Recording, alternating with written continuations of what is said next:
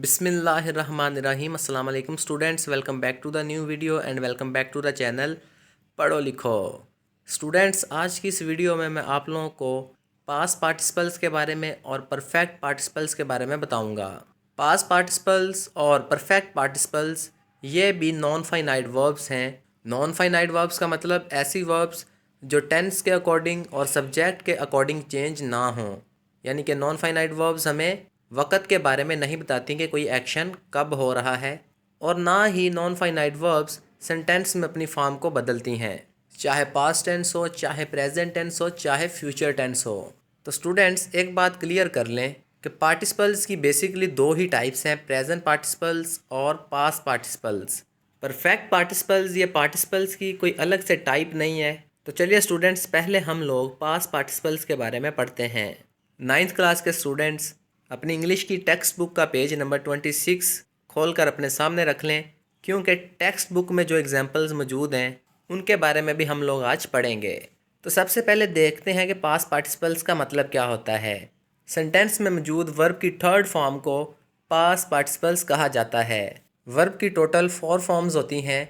Verb की first form को base form कहते हैं, वर्ब की सेकंड फॉर्म को सिंपल पास्ट कहते हैं, वर्ब की थर्ड फॉर्म को पास्ट पार्टिसिपल कहते हैं और वर्ब की फोर्थ फॉर्म को प्रेजेंट पार्टिसिपल कहते हैं। तो अब हम लोग ये देखेंगे कि पास्ट पार्टिसिपल्स का सेंटेंस में कैसे यूज़ किया जाता है। स्टूडेंट्स, जितने भी परफेक्ट टेंसेस हैं, पास्ट परफेक्ट, प्रेजेंट परफेक्ट और फ्यूचर परफेक्ट, इन टेंसेस में पास्ट पार्टिसिपल्स का यूज़ किया जाता है, यानी कि वर्ब की थर्ड फॉर्म यूज़ की जाती है। पास्ट परफेक्ट टेंसेस में हेल्पिंग वर्ब हैड के साथ पास्ट पार्टिसिपल्स का यूज़ किया जाता है।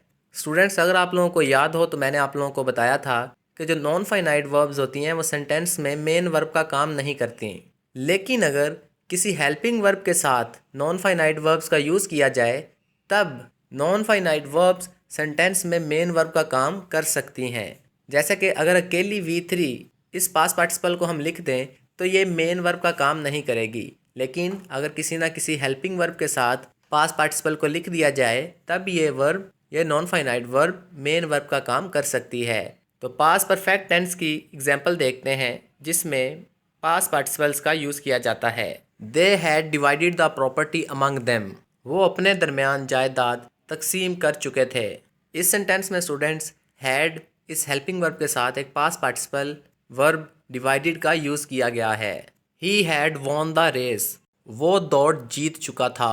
इस सेंटेंस में स्टूडेंट्स हैड हेल्पिंग वर्ब के साथ एक पास्ट पार्टिसिपल यानी वर्ब की थर्ड फॉर्म वॉन का यूज़ किया गया है। अब प्रेजेंट परफेक्ट टेंसेस की कुछ एग्जांपल्स देखते हैं जिनमें हैज़ और हैव इन हेल्पिंग वर्ब्स के साथ वर्ब की थर्ड फॉर्म पास्ट पार्टिसिपल का यूज़ किया जाता है। स्टूडेंट्स, अपनी टेक्स्ट बुक के पेज नंबर 29 की तरफ देखें। She has finished her homework. वो अपना होमवर्क ख़त्म कर चुकी है। इस सेंटेंस में हैज़ हेल्पिंग वर्ब के साथ वर्ब की third form past participle finished का यूज़ किया गया है। The students have pass the examination. तालब इल्मों ने इम्तहान पास कर लिया है। इस सेंटेंस में स्टूडेंट्स हैव हेल्पिंग वर्ब के साथ हम लोगों ने वर्ब की third form past participle past का यूज़ किया है। अब स्टूडेंट्स, हम लोग फ्यूचर परफेक्ट टेंसेस की एग्जांपल्स को देखते हैं जिनमें विल हैव और shall have in helping verbs के साथ वर्ब की थर्ड फॉर्म पास्ट पार्टिसिपल का यूज़ किया जाता है। He will have painted his car. वो अपनी गाड़ी को रंग कर चुका होगा। इस सेंटेंस में स्टूडेंट्स विल हैव इस हेल्पिंग वर्ब के साथ वर्ब की थर्ड फॉर्म पेंटेड का यूज़ किया गया है। तो वर्ब की थर्ड फॉर्म पेंटेड यहाँ पर एक पास्ट पार्टिसिपल है। They will have reach Lahore. वो लाहौर पहुँच चुके होंगे। इस सेंटेंस में स्टूडेंट्स विल हैव इस हेल्पिंग वर्ब के साथ रीच्ड इस पास्ट पार्टिसिपल का यूज़ किया गया है। रीच्ड यहाँ पर वर्ब की थर्ड फॉर्म है और वर्ब की थर्ड फॉर्म को पास्ट पार्टिसिपल्स कहते हैं। परफेक्ट टेंसेस के अलावा स्टूडेंट्स पास्ट पार्टिसिपल्स का पैसिव वॉइस में भी यूज़ किया जाता है। आप लोगों को पैसिव वॉइस का एक रूल पता होगा कि कोई भी पैसिव वॉइस हो उसमें हमेशा वर्ब की थर्ड फॉर्म ही इस्तेमाल की जाती है, यानी कि पास्ट पार्टिसिपल्स का यूज़ किया जाता है। तो स्टूडेंट्स, हम लोग प्रेजेंट इंडेफिनिट टेंस और पास्ट इंडेफिनिट टेंस के एक्टिव और पैसिव वॉइस को लिख कर देखते हैं। For example, they play football. वो फुटबॉल खेलते हैं। ये एक प्रेजेंट इंडेफिनिट टेंस है। इस टेंस में दे वर्ड ये सब्जेक्ट है, प्ले वर्ड एक वर्ब है और फुटबॉल वर्ड ये एक ऑब्जेक्ट है। अब हम लोग इस टेंस का पैसिव वॉइस बनाते हैं। तो पैसिव वॉइस बनाने के लिए सबसे पहले सब्जेक्ट और ऑब्जेक्ट की जगह तब्दील की जाती है। उसके बाद पैसिव वॉइस का हेल्पिंग वर्ब लगाया जाता है। उसके बाद पास्ट पार्टिसिपल यानी वर्ब की थर्ड फॉर्म लगाई जाती है और थर्ड फॉर्म के बाद बाय और ऑब्जेक्ट आ जाता है। तो इस सेंटेंस का पैसिव वॉइस क्या बनेगा? Football is played by them. तो स्टूडेंट्स, आप लोगों ने देखा कि एक्टिव वॉइस में वर्ब की फर्स्ट फॉर्म इस्तेमाल की गई थी प्ले, लेकिन जब हम लोगों ने प्रेजेंट इंडेफिनिट टेंस का एक्टिव से पैसिव बनाया तो पैसिव में हम लोगों ने वर्ब की थर्ड फॉर्म यानी कि प्लेड इस पास्ट पार्टिसिपल का यूज़ किया। अब आप लोगों की बुक में एक एग्जाम्पल मेंशन की गई है, उसको सॉल्व करके देखते हैं। टेक्स्ट बुक के पेज नंबर 29 पर एक पैसिव वॉइस लिखा हुआ है, the cake was eaten by the children. अब इस पैसिव वॉइस का एक्टिव वॉइस क्या होगा? The children ate the cake. बच्चों ने केक खाया। ये एक पास्ट इंडेफिनिट टेंस है जिसके एक्टिव वॉइस में वर्ब की सेकंड फॉर्म यानी कि सिंपल पास्ट वर्ब का यूज़ किया गया है और कोई भी हेल्पिंग वर्ब मौजूद नहीं है। लेकिन जब हम लोगों ने इस एक्टिव वॉइस का पास्ट इंडेफिनिट टेंस के इस एक्टिव वॉइस का पैसिव वॉइस बनाया, the cake was eaten by the children, तब हम लोगों ने वर्ब की थर्ड फॉर्म यानी कि पास्ट पार्टिसिपल ईटन का यूज़ किया। इसके अलावा पास्ट पार्टिसिपल्स का सेंटेंसेस में एडजेक्टिव के तौर पर भी यूज़ किया जाता है, यानी कि वर्ब की थर्ड फॉर्म सेंटेंस में मेन वर्ब का काम नहीं करेगी अगर हम लोग इसके साथ हेल्पिंग वर्ब ना लगाएं। तो जब पास्ट पार्टिसिपल सेंटेंस में मेन वर्ब का काम नहीं करेगी तो तब ये एडजेक्टिव का काम करेगी। और एडजेक्टिव का मतलब स्टूडेंट्स आप लोगों को पता है, एडजेक्टिव सेंटेंस के अंदर एक ऐसा वर्ड होता है, एक ऐसा पार्ट ऑफ स्पीच होता है जो किसी नाउन या प्रोनाउन को क्वालिफाई करता है। किसी नाउन या प्रोनाउन के बारे में हमें इन्फॉर्मेशन देता है कि कोई नाउन या प्रोनाउन यानी कोई शख्स, कोई चीज़, कोई जगह या कोई ऑब्जेक्ट किस तरह का है। तो स्टूडेंट्स, आपकी बुक में दी गई एग्जाम्पल को समझते हैं। The broken vase was expensive. टूटा हुआ गुलदान महंगा था। जो गुलदान टूट गया है वो एक्सपेंसिव था, वो महंगा था। इस सेंटेंस में स्टूडेंट्स ब्रोकन वर्ड ये एक पास्ट पार्टिसिपल है, ये वर्ब की थर्ड फॉर्म है, लेकिन यहाँ पर वर्ब की ये थर्ड फॉर्म वर्ब का काम नहीं कर रही। वर्ब की थर्ड फॉर्म पास्ट पार्टिसिपल इस सेंटेंस में एक एडजेक्टिव का काम कर रही है। कैसे? इस सेंटेंस में स्टूडेंट्स वेज ये वर्ड एक नाउन है। वेज इस नाउन के बारे में ब्रोकन वर्ड हमें इन्फॉर्मेशन दे रहा है कि कोई वेज किस हालत में है। तो वेज टूटा हुआ है, गुलदान टूटा हुआ है। तो वेज के बारे में हमें जिस वर्ड ने इन्फॉर्मेशन दी वो वर्ड है ब्रोकन। तो यहाँ पर ब्रोकन वर्ब की थर्ड फॉर्म पास्ट पार्टिसिपल ये एक एडजेक्टिव है। The excited children ran to the park. बच्चे बड़े एक्साइटेड थे, बड़े परजोश थे और वो पार्क की तरफ भाग गए। इस सेंटेंस में स्टूडेंट्स चिल्ड्रन ये वर्ड एक नाउन है। इस नाउन के बारे में हमें एक्साइटेड वर्ड इन्फॉर्मेशन दे रहा है। बच्चों की कंडीशन कैसी है? वो बड़े एक्साइटेड हैं। तो यहाँ पर एक्साइटेड ये पास्ट पार्टिसिपल वर्ब की थर्ड फॉर्म एक एडजेक्टिव का काम कर रही है। इसके अलावा स्टूडेंट्स पास्ट पार्टिसिपल्स का पास्ट पार्टिसिपल फ्रेजेस में भी यूज़ किया जाता है। पास्ट पार्टिसिपल फ्रेजेस का मतलब ऐसी फ्रेजेस जिनमें कोई ना कोई पास्ट पार्टिसिपल यानी वर्ब की थर्ड फॉर्म मौजूद होगी और वो फ्रेज़ सेंटेंस में मौजूद मेन क्लॉज के सब्जेक्ट के बारे में हमें इन्फॉर्मेशन प्रोवाइड करेगी। For example, shocked by the news she could not speak. इस सेंटेंस में शॉक्ड बाय द न्यूज़ ये एक पास्ट पार्टिसिपल फ्रेज है। पास्ट पार्टिसिपल फ्रेज क्यों है? क्योंकि इसमें एक पास्ट पार्टिसिपल वर्ब शॉक्ड का यूज़ किया गया है। Shock, shocked, shocked. तो यहाँ पर शॉक्ड ये वर्ब की थर्ड फॉर्म पास्ट पार्टिसिपल है और शी कुड नॉट स्पीक ये एक मेन क्लॉज है। अब इस सेंटेंस की ट्रांसलेशन करके देखते हैं। शी कुड नॉट स्पीक वो बोल ना सकी। शॉक्ड बाय द न्यूज़ क्योंकि वो कोई ख़बर सुनकर सदमे में चली गई थी।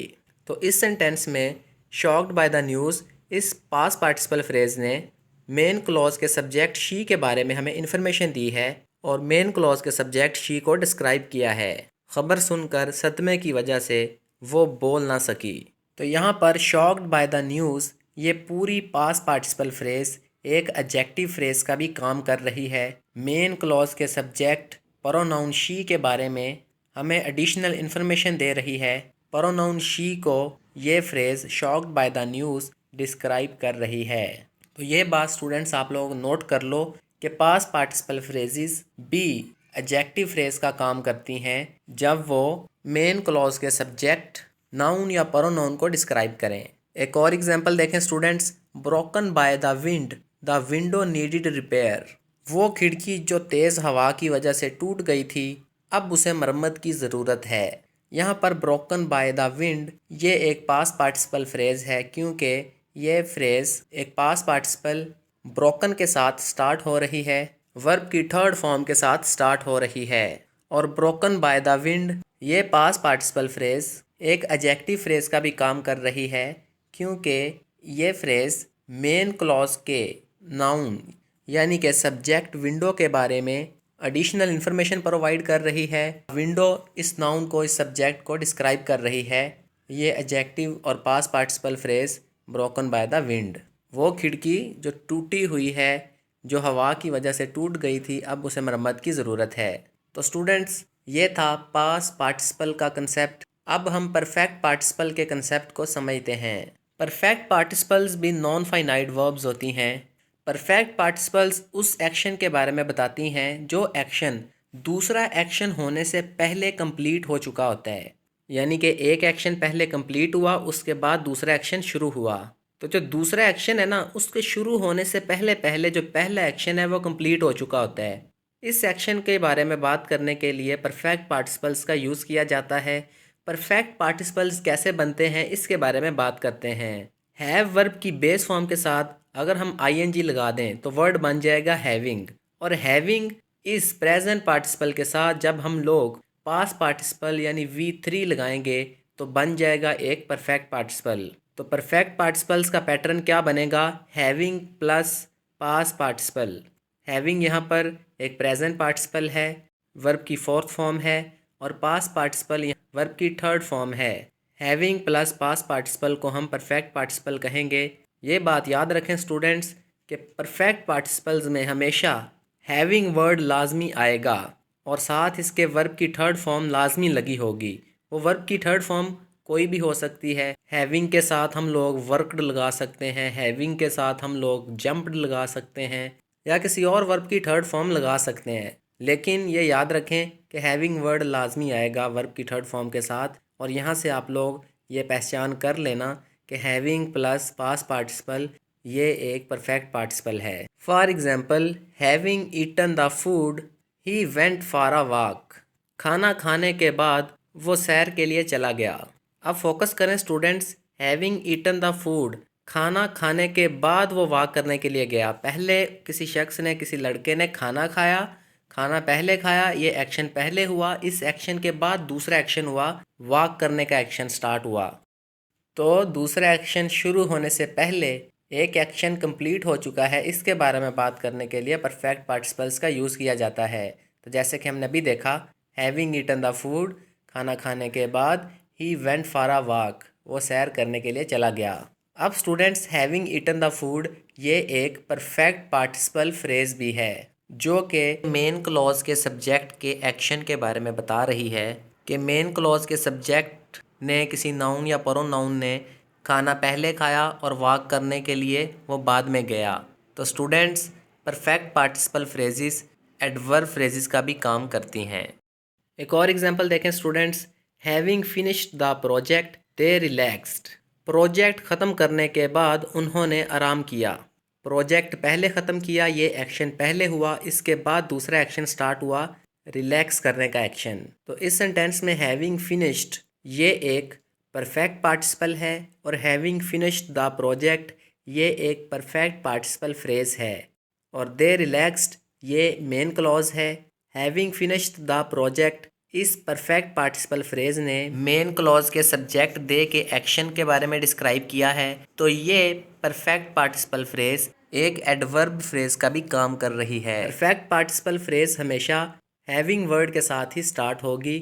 इसके अलावा स्टूडेंट्स, जो परफेक्ट पार्टिसिपल्स होते हैं इनका यूज़ सेंटेंस में मेन एक्शन की रीज़न या काज बताने के लिए भी किया जाता है। For example, having studied all night he passed the test. सारी रात पढ़ाई करने के बाद उसने टेस्ट पास कर लिया। तो यहाँ पर किसी लड़के ने टेस्ट कैसे पास किया, इसकी रीज़न क्या बताई गई है? सारी रात पढ़ाई करना। तो यहाँ पर हैविंग स्टडीड ऑल नाइट इस परफेक्ट पार्टिसिपल फ्रेज़ ने मेन एक्शन, मेन क्लॉज के एक्शन की रीज़न बताई है, मेन एक्शन की वजह बताई है।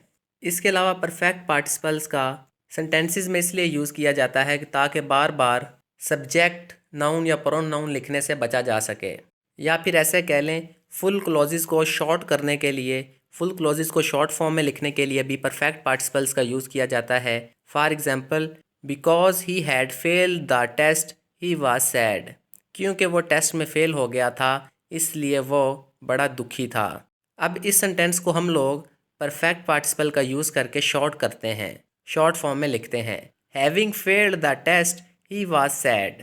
टेस्ट में फ़ेल होने के बाद वो बड़ा दुखी था, यानी कि कोई लड़का है वो टेस्ट में फ़ेल हो गया था, वो बड़ा दुखी था।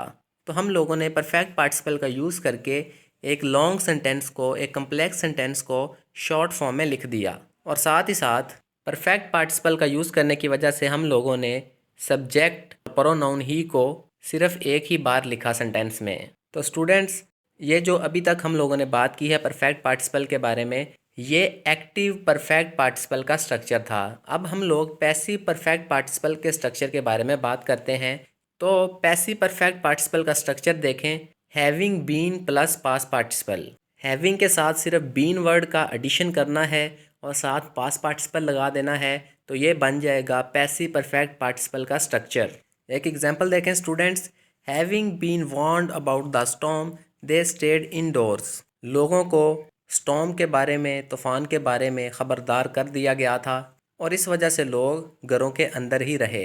तो इस सेंटेंस में हैविंग बीन वार्न्ड, ये एक पैसिव परफेक्ट पार्टिसिपल का स्ट्रक्चर है। स्टूडेंट्स, कुछ बातें और नोट कर लें परफेक्ट पार्टिसिपल्स के रिलेटेड। परफेक्ट पार्टिसिपल्स ज़्यादातर सेंटेंस के शुरू में इस्तेमाल होते हैं और इनके बाद मेन क्लॉज लिखी जाती है, लेकिन परफेक्ट पार्टिसिपल्स सेंटेंस के दरमियान में और सेंटेंस के आखिर पर भी यूज़ किए जा सकते हैं। तो एक और एग्जांपल देख लें स्टूडेंट्स, जिसमें परफेक्ट पार्टिसिपल का सेंटेंस के शुरू में यूज़ किया गया है, having finished his work he went home. अपना काम ख़त्म करने के बाद वो घर चला गया। इस सेंटेंस में हैविंग फिनिश्ड, ये एक परफेक्ट पार्टिसिपल है जिसका सेंटेंस के स्टार्ट में यूज़ किया गया है। सेंटेंस के शुरू में परफेक्ट पार्टिसिपल को लिखा गया है। अब दूसरी एग्जांपल देखें स्टूडेंट्स, जिसमें परफेक्ट पार्टिसिपल को सेंटेंस के दरमियान में यूज़ किया जाएगा। अगर परफेक्ट पार्टिसिपल को सेंटेंस के दरमियान में यूज़ करना है, शुरू में यूज़ नहीं करना, तो तब हम लोग मेन क्लॉज के सब्जेक्ट के बाद और मेन क्लॉज की वर्ब से पहले परफेक्ट पार्टिसिपल लिखेंगे। For example, he having finished his work went home. वो अपना काम ख़त्म करने के बाद घर चला गया। अब एक एग्जाम्पल देखें स्टूडेंट्स, जिसमें परफेक्ट पार्टिसिपल को सेंटेंस के लास्ट में लिखा जाएगा। परफेक्ट पार्टिसिपल्स को सेंटेंस के लास्ट में बहुत कम लिखा जाता है, लेकिन अगर ज़रूरत पड़े तो परफेक्ट पार्टिसिपल्स को सेंटेंस के आखिर पर भी लिखा जा सकता है। For example, he went home having finished his work. वो अपने घर चला गया जब उसने अपना काम ख़त्म कर लिया। और ये याद रखें, परफेक्ट पार्टिसिपल फ्रेज़ और मेन क्लॉज, इन दोनों का सब्जेक्ट एक ही होना चाहिए, इन दोनों का सब्जेक्ट सेम होना चाहिए। For example, having parked the car he entered the building. Car को पार्क करने के बाद वो बिल्डिंग में दाखिल हो गया, वो इमारत में दाखिल हो गया। यहाँ पर हम लोगों ने सब्जेक्ट ही के बारे में, प्रोनाउन ही के बारे में परफेक्ट पार्टिसिपल फ्रेज में और मेन क्लॉज में बात की है। Having eaten the cake she cleaned the plate. Cake खाने के बाद उसने प्लेट साफ कर दी, प्लेट धो दी। इस सेंटेंस में परफेक्ट पार्टिसिपल फ्रेज और मेन क्लॉज का सेम ही सब्जेक्ट है शी, कि एक लड़की है, उसने केक खाया और उस लड़की ने ही फिर उस प्लेट को धो दिया। Having eaten the cake the plate was empty, ये सेंटेंस रॉन्ग है। क्यों? क्योंकि इस सेंटेंस का जो सब्जेक्ट है वो सेम नहीं है। हैविंग ईटन द केक, यहाँ पर तो ये समझ आ रही है कि कोई लड़का है या कोई लड़की है जिसने केक खा लिया था। द प्लेट वाज एम्प्टी, इस मेन क्लॉज में जो सब्जेक्ट है वो है प्लेट। अब परफेक्ट पार्टिसिपल फ्रेज और main clause the plate was empty, इसका जो सब्जेक्ट है वो डिफरेंट हो गया, तो इस वजह से ये सेंटेंस रॉन्ग है। तो स्टूडेंट्स, मैं उम्मीद करता हूँ कि आप लोगों को पास्ट पार्टिसिपल्स और परफेक्ट पार्टिसिपल्स का कंसेप्ट समझ आ गया होगा। आज की वीडियो यहीं पे एंड करते हैं। स्टूडेंट्स, मेहनत करते रहो और पढ़ो लिखो चैनल पर पढ़ते लिखते रहो। अल्लाह हाफिज़।